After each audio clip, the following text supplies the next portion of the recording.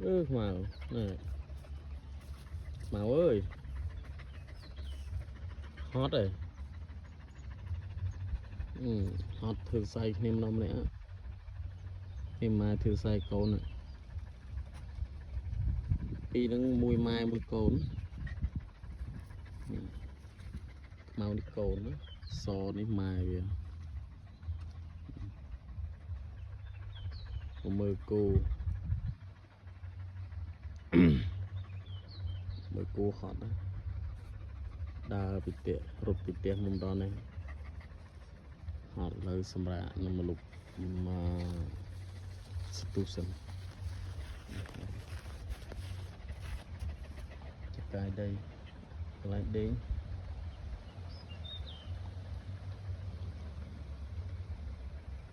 hot khoáng này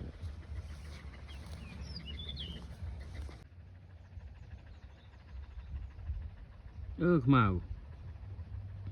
màu trời tao họ mấy à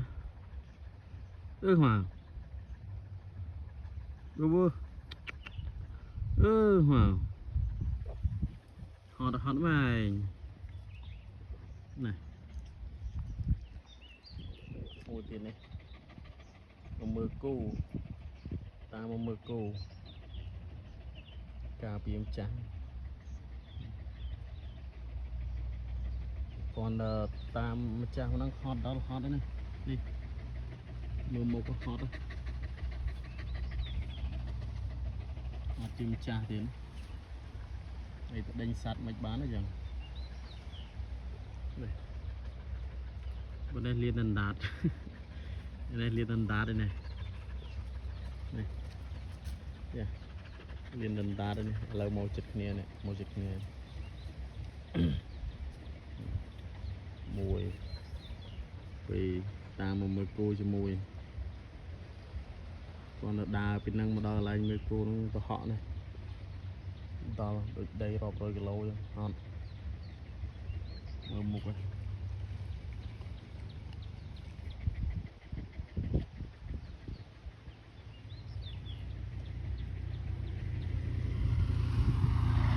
bát mưa cô ơi mưa cô đó hot rồi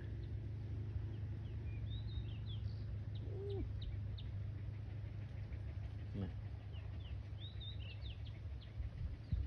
mà bơ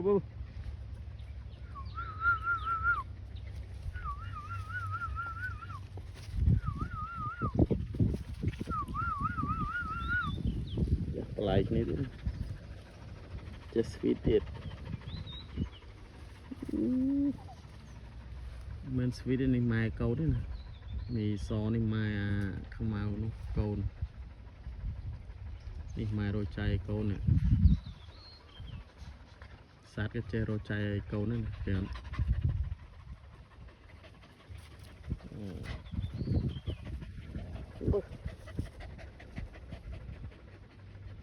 นี่สกแร่ของผมสกแร่มาเมื่อกู